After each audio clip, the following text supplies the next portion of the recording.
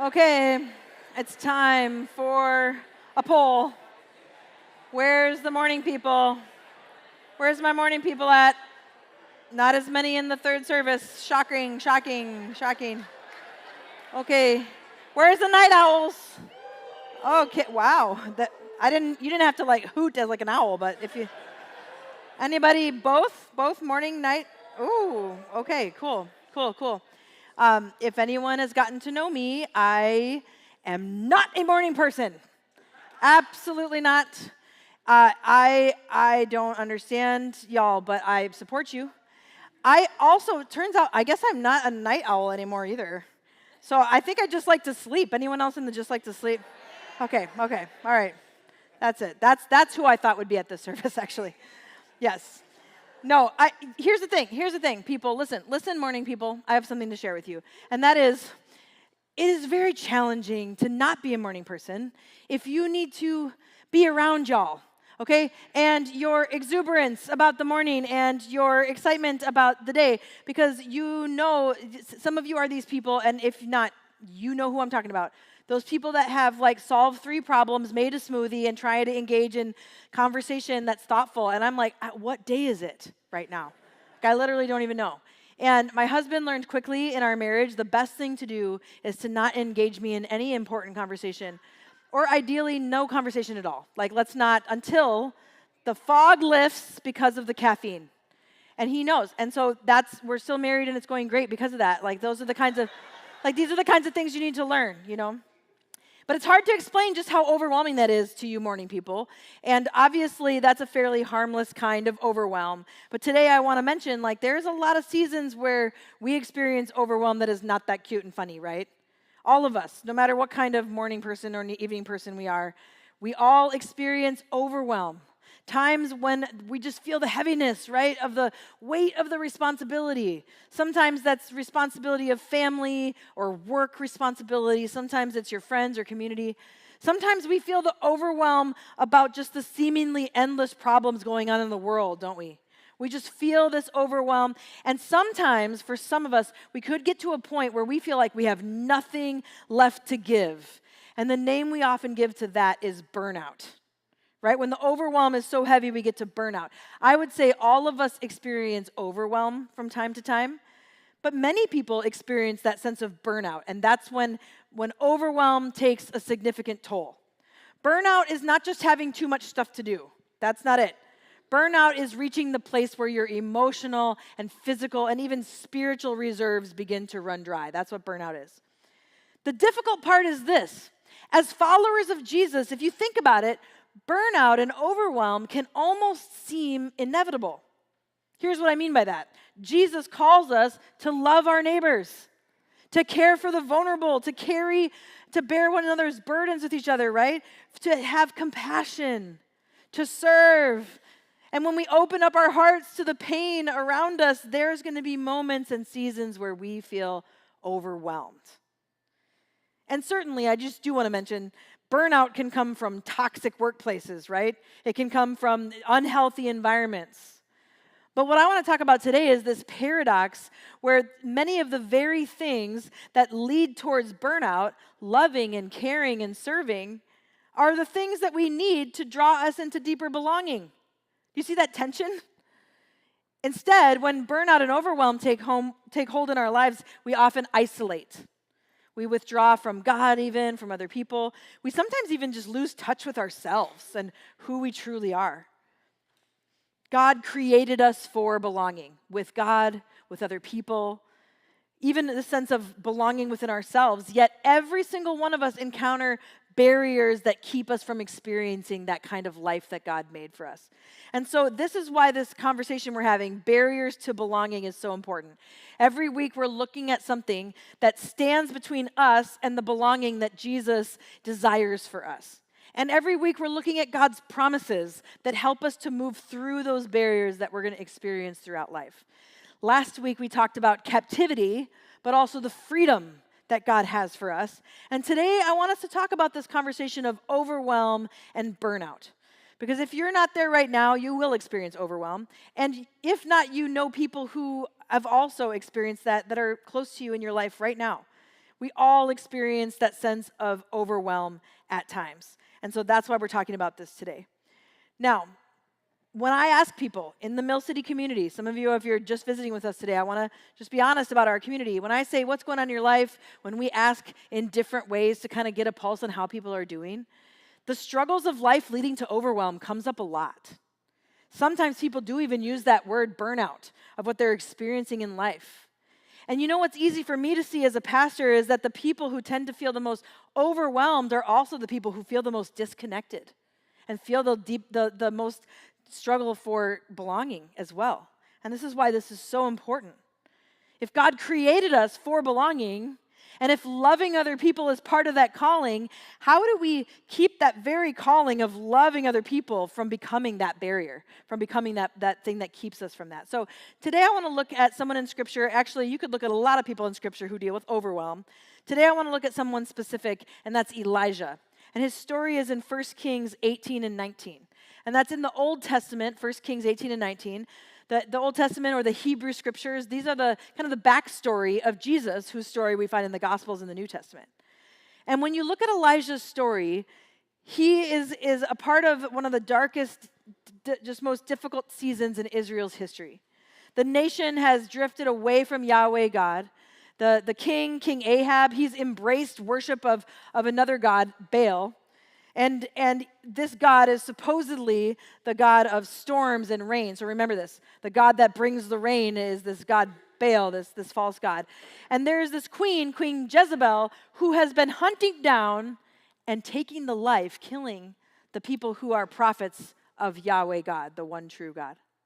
And Elijah is one of those prophets. And here he is, and he is called by God to speak to people, and he says to everybody boldly, God has said that there is no rain until God says so. Do you see how he's coming up against this belief about Baal? No rain until God says so. And so for 3 years, the land suffers through this devastating drought. And finally, God says, it's time. And Elijah tells King Ahab and everyone to gather on Mount Carmel. Along with, it says, 45 prophets of this other god, Baal. Now imagine the scene. They're all gathered here. The king is there. The queen's prophets are all there. The people of Israel are there. And there's Elijah, the prophet that God's called to speak. And in this moment, he speaks one of the greatest questions of Scripture in 1 Kings 18:21. How long will you waver between two opinions? If the Lord is God, follow him. But if Baal is God, follow him. This is not just a contest of power. It's a moment of decision about what's real and who to trust. The prophets of Baal, these 450 prophets, they spend all day crying out for their God to answer. They pray, they dance, they shout. Nothing happens. And then Elijah is slowly rebuilding an altar to the Lord. And what's happening is he's using 12 stones to represent the 12 tribes of Israel. Even though they're actually really divided right now, he's saying, you are one people. And there's a sacrifice here upon this altar. And then Elijah does something that's almost ridiculous in this moment. In the midst of the greatest drought they've ever experienced, Elisha says that they should pour water onto the sacrifice. Water, right now. Using it for anything that we don't need it for. What are you doing, man? And so he pours it not once, not twice, but 3 times he asks for water to be poured upon the sacrifice. It is now drenched. And what happens then is that Elijah prays one simple prayer. And this is what it says in verse 37. Answer me, Lord, answer me. So these people will know that you, Lord, are God, and that you are turning their hearts back again toward Yahweh. And God answers. And it says that miraculously fire falls from heaven, but it's not just enough to light the sacrifice. It consumes the sacrifice, and then the wood, and then the stones are burned up. And then it says the soil and even the water that had gathered in the trench around the altar is all burned up. And so what happens? The people, all these people, they fall on their face crying out, the Lord, he is God. The one true God, he is God. The Lord, he is God. And then the drought ends and rain begins to fall. I mean, this is an incredible moment, right? And it feels like the story should end there. What a great ending to the story. There's victory, there's revival or something, right? And there's a mission accomplished. Except the story doesn't end there. You turn the page to chapter 19. And it begins with a simple but pretty terrible message. Queen Jezebel sends word to Elijah that by this time tomorrow, you're going to be dead. And suddenly, the fearless prophet who stood before 450 prophets of Baal, this false god, he runs. He runs away. He runs into the wilderness. And he keeps going and going until he finally collapses beneath a solitary tree. And listen to his prayer to God. I've had enough, Lord. Take my life. This is the same Elijah, the same man who had just witnessed God do one of what many people would say the greatest miracles in all of the Old Testament. He was just there. The same man who'd watched an entire nation just fall on their face worshiping God. The same man who had prayed for rain and watched the clouds roll in. Nothing significant about his circumstances have changed to be able to explain what's happening inside of him. You're like, well, wait, hold on. Queen Jezebel says that she's after him. Look at the story. She's already been doing that. This is not new, okay? She's still doing the things she's always been doing. This is not new. What's going on here for him? Eventually, Elijah makes it all the way to Mount Horeb. This is also known as Mount Sinai. This is the very mountain where Moses once met with God to receive God's words. But this mountain experience in Mount Sinai is completely different than that Mount Carmel experience we just read about. Instead of confidence, Elijah is full of despair. Instead of seeing clearly, everything is distorted in how he sees what's going on in the world around him. When God ends up asking him, what are you doing here, Elijah? Elijah answers as though all that victory that happened on Mount Carmel, he answers like that never even happened. He believes he's completely alone. He believes that his mission has completely failed. He believes that everyone has abandoned him, and his perspective has become so clouded that he can no longer see what God had just done. Now, part of the issue I think that Elijah's having here, which we can all fall into as well, is that he has centered himself in the story instead of God. He's made this about him. And so this overwhelm, which I'm going to say, I think that he's fallen all the way to burnout in this story. The burnout has led him to believe things that aren't even true. So this story actually holds these two scenes side by side. On one mountain, Elijah is courageous, clear-minded, full of faith. He's used by God in extraordinary ways. And then on the other mountain, only days later, he's exhausted, he's overwhelmed, he's afraid. He's asking God to let him die. It's almost hard to believe these are the same person, right? But it is. The Elijah on Mount Carmel and the Elijah under the tree almost seem like two different people. And I think we can resonate with this a little bit, right? We know that sometimes our circumstances make us feel completely different. I'll just say, even like morning Steph, she wakes up not even believing what the Steph of the night before thought. I mean, the Steph that's going to bed has like a to-do list in the morning, ambitious, ready to go, we got plans. Morning Steph's like, I have no plans. I'm sleeping longer. That's what I'm snoozing. This is the plan now. It seems like a totally different person until I get that caffeine back in my system, right? But you know what? We all know what this is like to experience in different seasons what almost feels like different versions of ourselves, right? Sometimes it's just something small like I need coffee, but most of these seasons are when the weight we've been carrying is just too much. And it just feels like we're not even the same person that we used to be.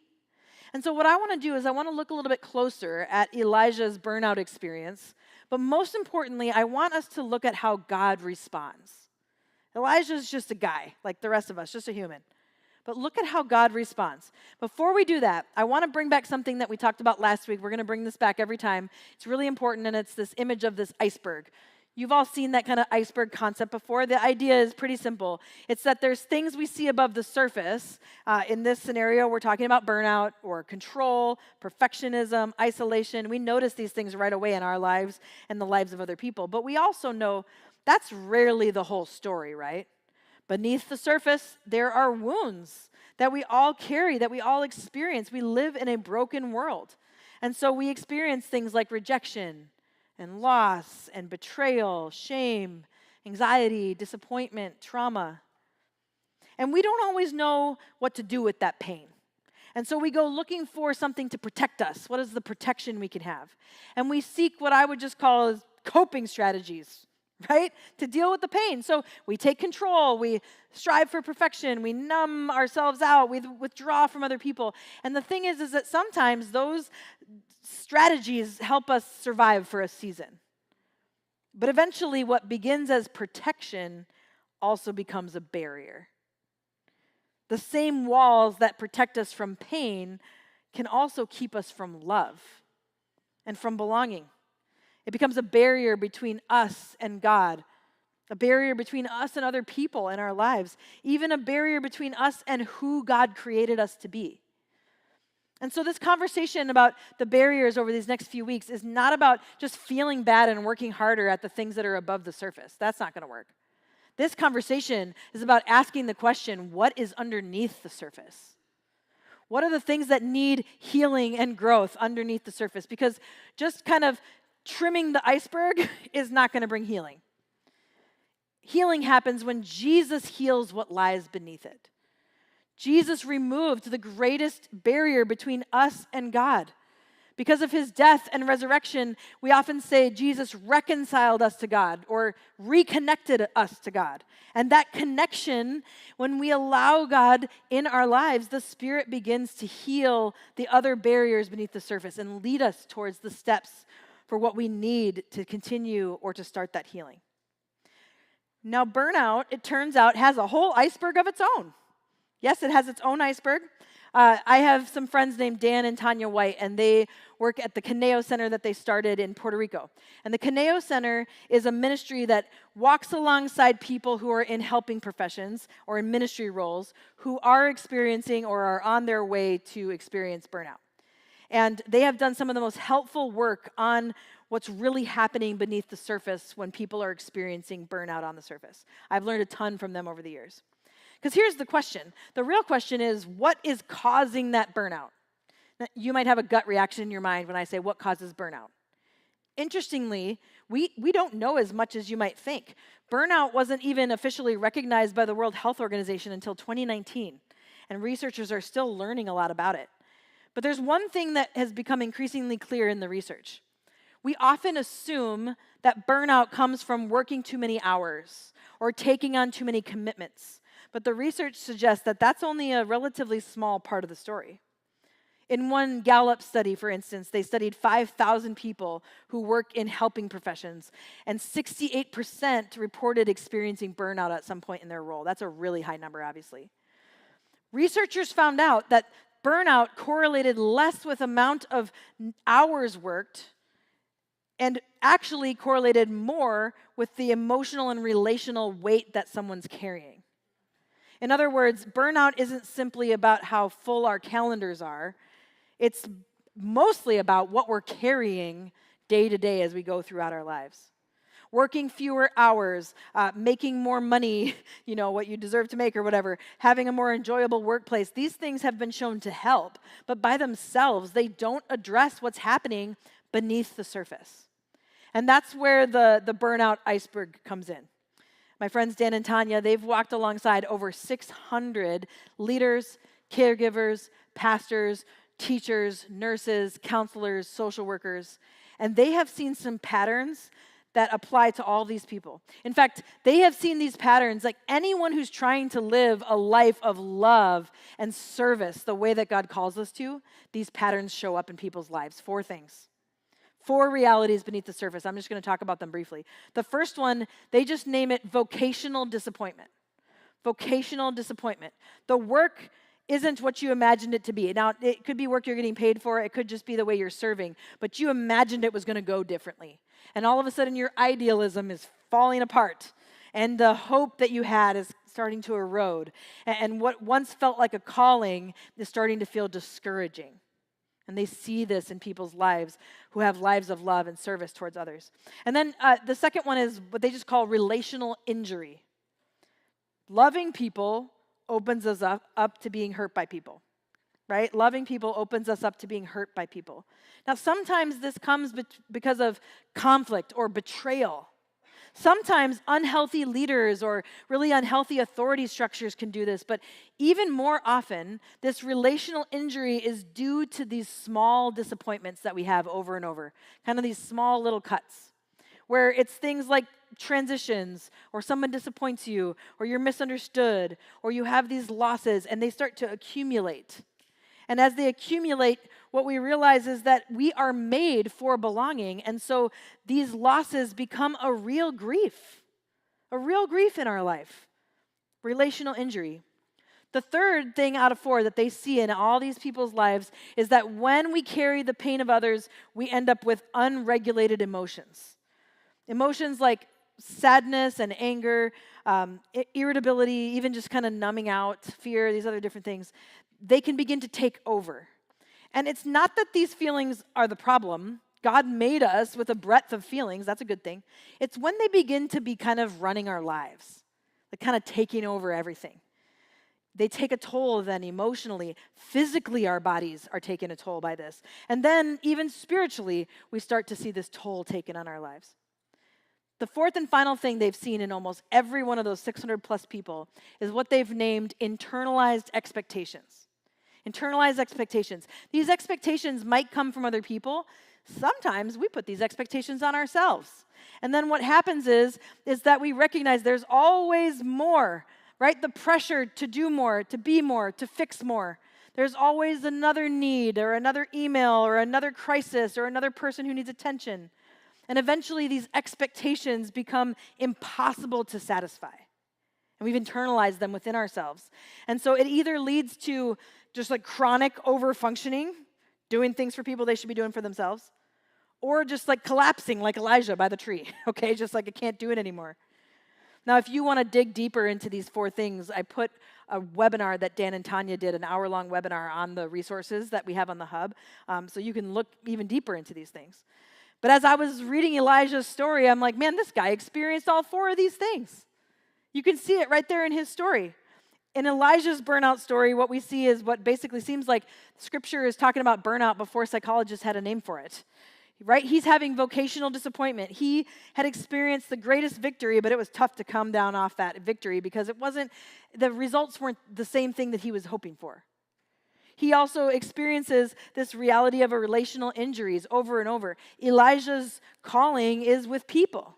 This is what he's called to do. But some of the people rejected God, rejected him, or out to get him. Loving people and serving people always means being risk-taking that we're going to get wounded by people. It always means that. We see him go through unregulated emotions, right? 1 minute, he's on top of the world. The next minute, he is just in despair, right? He goes from declaring God's victory to collapsing under a tree, asking God to let him die. And then finally, we see him go through these internalized expectations. When you look at the words he says, like you listen to him, he says, I've had enough. I've been very zealous and passionate for God. Look at what's happened. You can just hear, like he's taking on all this weight himself, right? He's putting all this on his own shoulders. He has come to believe that if he doesn't keep going, everything's going to fall apart and it's all up to him. So start to look at chapter 19 and you're like, I think this makes more sense when you look at what he's been dealing with and all these realities he's carrying in his life. He's got a lot going on in the iceberg below. And when we experience burnout or overwhelm in our lives, chances are it's less about our schedules or our to-do lists as we think they are. Chances are it's what's happening beneath the surface. Some of you might have a to-do list that's too long. Some of you just think that's fun. That's not the point. Like, there is bigger questions about what's beneath the surface. If we want to overcome the barrier of burnout or overwhelm, the surface level adjustments won't bring the healing that we're looking for. Okay? Like, there's some good questions on the surface. Like, some of you should have been thinking about a different job like 3 years ago, okay? I don't know who that is, but someone probably did. And should you be in 3 book clubs this fall? Probably not. Like, I'm just saying, maybe not. Or, maybe the kids are in too many activities and I'm going to totally stay out of that one. But just think about it. I don't know. Like, maybe the kids are in too many activities. Sort it out. But Maybe you have said yes to too many things. You've taken on too much work, too much ministry. You've said yes to too many serving opportunities than we actually have the capacity for in our calendar. These are all good questions, but please note that these are surface questions. And if you stay on the surface and you don't ask the deeper questions, burnout is going to be on your heels. And so here's the deepest question we need to ask. What needs growth and healing beneath the surface of our lives? Elijah's story gives us a beautiful picture of where that healing can begin or where we can step towards it. What we know is we have the Spirit of Jesus leading us as we ask the question, what needs growth and healing beneath the surface? Remember, Elijah is just a human guy, and we can learn a lot from how he tries to deal with this. When he is in a space of burnout and everything's stripped away, when Elijah is falling apart, there's actually 4 things that are really good that he does still do in the midst of his burnout. The first thing that he does is he is honest with God. He is so honest with God. In the middle of despair, he turns toward God. We might miss something important here. Throughout Scripture, whenever mountains are mentioned and people go to those mountains, they represent the wisdom of God and hearing from God. It happens over and over in Scripture. So even though he takes off running, he runs in through the wilderness and he goes to a mountain, which means he is moving towards the wisdom God has for him. He's moving towards God in the midst of his despair. And it's not just any mountain. This is the one that Moses heard God's voice on. So in the midst of how disoriented he is going in the right direction, towards God's wisdom. And as he collapses and he's resting, Elijah is completely honest. He doesn't kind of like try to, clean up his emotions. He doesn't try to do anything different. He just tells God the truth. He's disappointed. He's afraid. He's experiencing despair. And God's response, the first response that God gives is pretty remarkable. God doesn't correct him. God doesn't tell him, pull yourself together, Elijah. God simply cares for him. And Elijah lets himself be cared for. The second important thing he does is he receives God's care. You know what God does? God lets Elijah sleep. He sends an angel to give him some food and some water. It reminds me of this well-known mental health tool called HALT. Hungry, angry, lonely, tired. Let's check in on those things before we make any big decisions, right? Like this is it. This is a simple reminder that our unmet physical and emotional needs can profoundly affect what we think about ourselves and other people and God. It can profoundly affect how we feel, how we respond.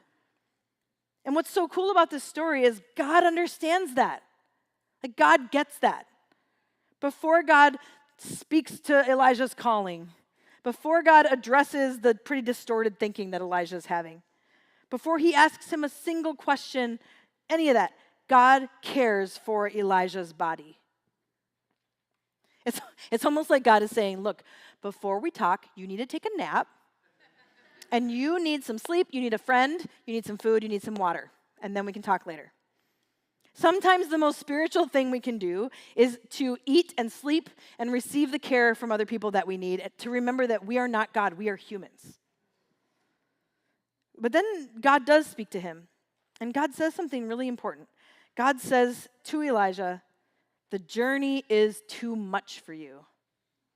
Notice what God doesn't say. God doesn't say, well, that was pretty weak. Notice God doesn't say, well, you just saw me do that cool stuff. Like, what's your problem? God doesn't say, you're failing. You should have handled this better. What kind of leader are you?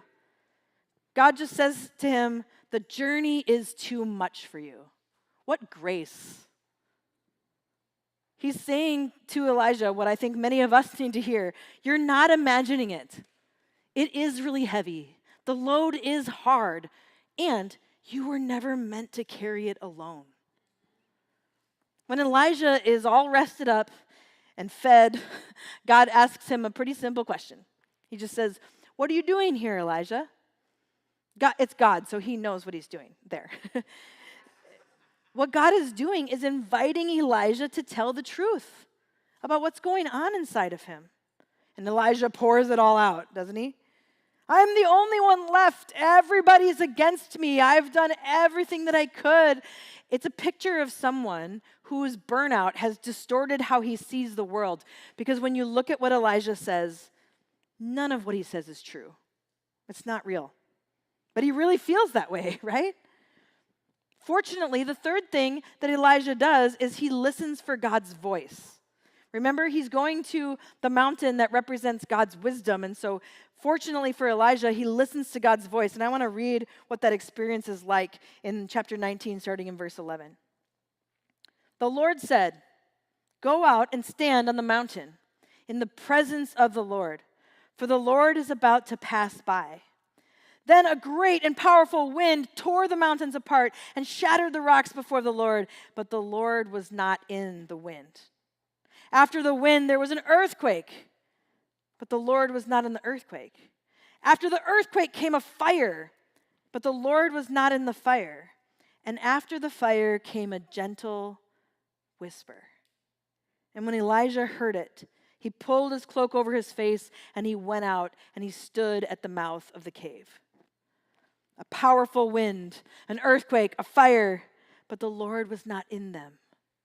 Finally, a gentle whisper.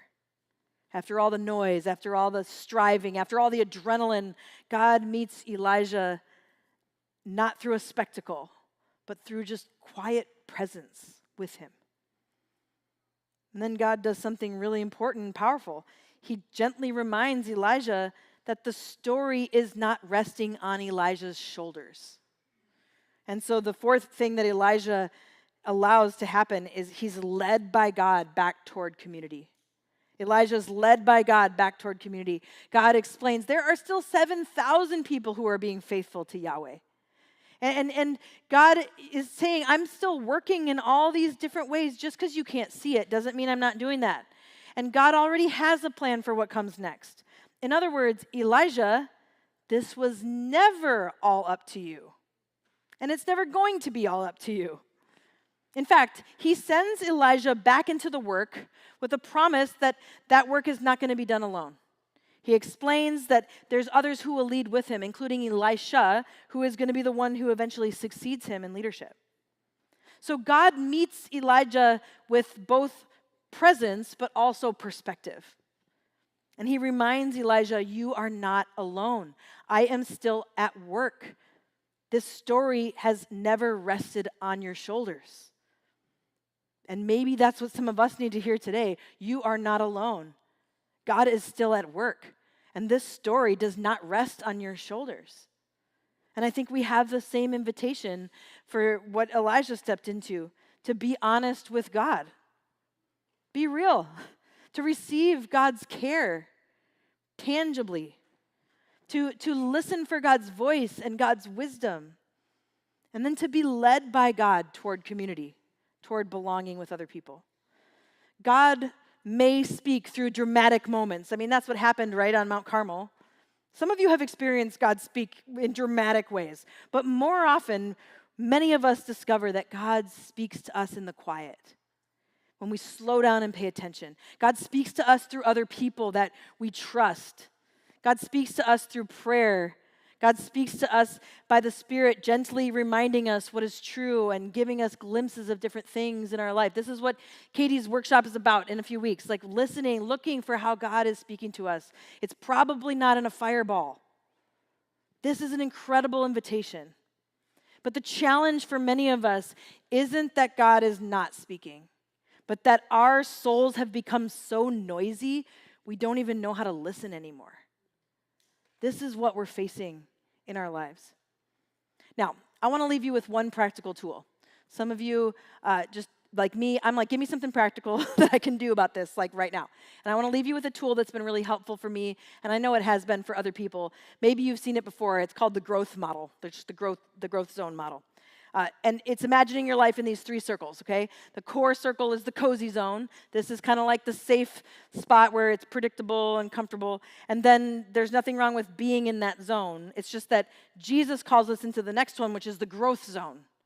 The growth zone is where we love sacrificially, where we serve, where we forgive, where we have hard conversations, where we see God do things that are way bigger than ourselves. And that growth is rarely comfortable or cozy, right? But there's one more circle, and that's the danger zone. The danger zone, this is not where growth happens either. It's where we begin to carry more than God ever asked us to carry. That danger zone is where burnout lives and overwhelm lives. It's where we sometimes can confuse it and think it's a badge of honor to have so much on our shoulders. That's not good. We could convince ourselves that it's evidence of being more faithful than someone else. But it's actually, the danger zone is a sign we've been carrying too much for too long. And what I love about Elijah's story is while he's in the cozy zone and taking a nap, God sends him right back into, after restoring him, he sends him right back into the growth zone, doesn't he? He doesn't encourage him just to stay permanently in the cozy zone. But he doesn't let him think he's going to go back and do it all by himself. God reminds Elijah that the mission was never to be carried by himself, but that he is made for the growth zone. And I think that's what God's invitation is for us as well. Don't settle for the cozy zone alone. But also, don't confuse the danger zone for some sort of superhuman faithfulness. Live in the growth zone.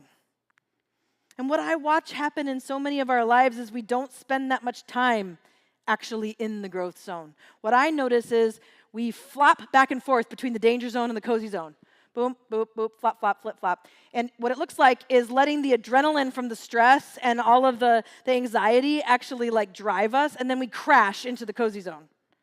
And we like numb out or, I don't know, binge watch a Netflix or something like that, which nothing wrong with a great show, but some of you know this. When Netflix asks you, are you still watching? If you don't know about that, ask somebody. I mean, I think no is the right answer at that point. Like, I'm just saying. But we do the same thing with our schedules, right? Like, we're like pushing until the weekend or whatever day we get off, or we're like just drive until we get to the vacation that we're going to have, as though all those things beneath the surface of our iceberg are going to just politely stay home when we go on vacation.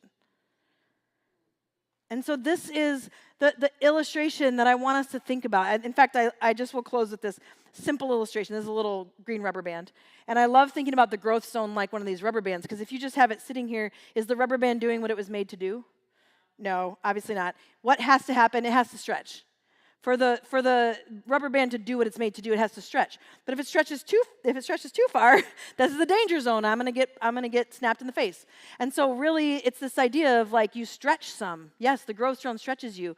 And if you actually are a rubber band connoisseur like I am, what you know is that as a rubber band is used over and over, the more flexible it becomes and the more it can actually hold. Its capacity grows.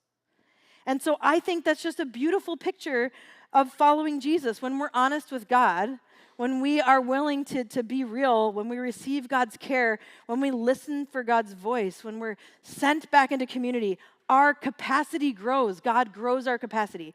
Not just to carry more stuff on our own, our capacity to love more deeply grows. Our capacity to depend more fully on Jesus grows. So if you want to grab a little rubber band on your way out, I have some for you. You can put it here and you can be like, danger zone, you can snap just to remind yourself. Don't go in the danger zone, whatever works for you. But just to remind you that we were made to live in the growth zone. This is Jesus' heart for us. So as the band comes up, I just want to leave you with just the question we're going to keep encouraging you to ask, which is just this: what is my next step? What is my next step? Because some of you are like, how about 5 or 10 steps at once? You know what that's called? The danger zone. No, one step. We're doing one step at a time. What is God inviting you to step towards when it comes to the healing beneath the surface? Maybe today is the day to be more honest with God about things that are going on in your life. Maybe today's the day to receive God's care and take a nap. I don't know. What is your next step to listen to the wisdom that God has in your life? What is the ways in which God is leading you towards belonging in community? I don't know what that is for you, but I know there's a next step for everyone. And we've got a bunch of resources on the hub. Check those out. I've got the list of all of the therapists and counselors that we recommend. That is the next step for some people. Also, we have a bunch of chaplains that are a part of our community who've been trained just to come alongside you. Go check out those resources because we can't do it on our own. But can you just imagine if more of us learned to serve from a place of health and healing instead of exhaustion? When we learn to be stretched, but not snapped. We were never meant to carry all these burdens on our own. That's not what loving deeply looks like. And we can experience a deeper belonging than we ever thought possible because Jesus has removed the greatest barrier because of his death and resurrection. And that means we can step towards the connection that God has for us that will lead us to our next steps of healing and growth in our life so that we can be people who experience deeper belonging with God, with other people, and even a deeper sense of belonging with who God created you to be. That's our prayer as we go into the rest of this conversation.